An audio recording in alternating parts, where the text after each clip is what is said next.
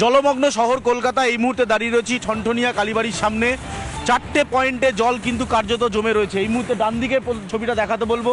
ঠনঠনিয়া কালীবাড়ি থেকে যে রাস্তাটা সরাসরি মুক্তারাম বাবু স্ট্রিট কানেক্ট করছে, বড়বাজার কানেক্ট করছে, সেন্ট্রাল এভিনিউ কানেক্ট করছে, এই রাস্তা কার্যত জলমগ্ন হয়ে রয়েছে, হাঁটু সমান জল।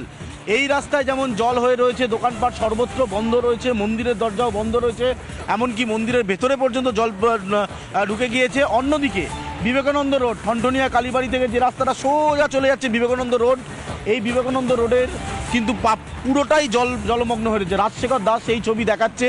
শহর কলকাতার বিভিন্ন জায়গায় জল। এই যে রাস্তা বিবেকানন্দ রোড কানেক্ট করছে সরাসরি হাতিবাগানের দিকে যাওয়ার যে রাস্তা, এই রাস্তা পুরোটাই জল। আরও একটি রাস্তায় পুরোটাই জল, ডান দিকের রাস্তাটা যেটা আমার স্ট্রিট কানেক্ট করছে, এই মুহূর্তে আমরা সেই দেখাচ্ছি।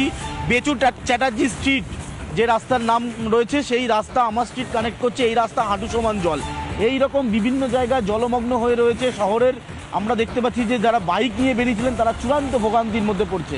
আরও একটি রাস্তা দেখাবো যেটা কলেজ স্ট্রিট থেকে সরাসরি ঠনঠনিয়া বিবেকানন্দ রোড কানেক্ট করছে, এই রাস্তাও জলমগ্ন।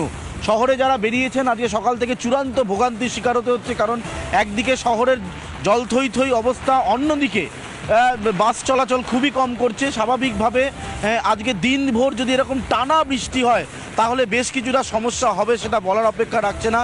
ঠনঠনিয়া কালীবাড়ি, আমার street, college street, Muktarambabu street, Burrabazar, এই যে বিস্তীর্ণ অঞ্চল রয়েছে সেখানে ব্যাপক জল জমে রয়েছে।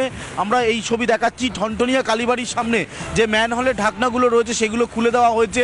প্রায় 8খানা ম্যানহোলের ঢাকনা খুলে দেওয়া হয়েছে, কিন্তু তারপরেও ঢাকনা খুললেও কিন্তু জল ক্রমশ বাড়ছে, কারণ বৃষ্টি ক্রমশ বাড়ছে। স্বাভাবিকভাবে এই জল এবং এই বৃষ্টি নাগারে হচ্ছে, সমস্যা বাড়ছে। কিছু বাস চলছে, তবে সংখ্যাটা হাতে গোনা। বাস যেগুলো যাচ্ছে স্ট্যান্ড থেকে ছেড়ে সেগুলো পরবর্তী সময় আর বার করা যাচ্ছে না, কারণ এত পরিমাণ জল, বাসের সামনের চাকা সম্পূর্ণটাই ডুবে গিয়েছে জলে। স্বাভাবিকভাবে জলমগ্ন শহর কলকাতা, যারা সকাল থেকে বেরিয়েছেন তাদের চূড়ান্ত ভোগান্তি হচ্ছে। টানা বৃষ্টি চলছে, টানা জল রয়েছে। এই মুহূর্তে আমি যেখানে দাঁড়িয়ে রয়েছি প্রায় হাঁটুর কাছাকাছি জল। জল যেমন জমে রয়েছে, বৃষ্টি যেমন হচ্ছে, ঝোড়ো হাওয়াও বইছে। স্বাভাবিকভাবে ঠনঠনিয়া কালীবাড়ির ছবি আপনাদেরকে দেখালাম, এখানে জলমগ্ন হয়ে রয়েছে বিভিন্ন জায়গা, বিভিন্ন গলি।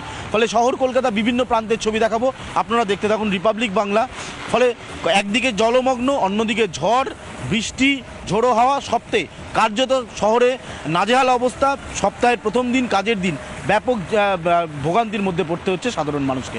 ক্যামেরায় রাজশেখর দাসের সাথে অনুপম পাত্র, রিপাবলিক বাংলা, কলকাতা। আর শুরুতেই আপনাদেরকে ঠনঠনিয়ার ছবি দেখাচ্ছি, দেখুন একেবারে হাঁটু জল ঠনঠনিয়া। প্রতিটা বার যে ছবি আমরা দেখতে পাই সেই একই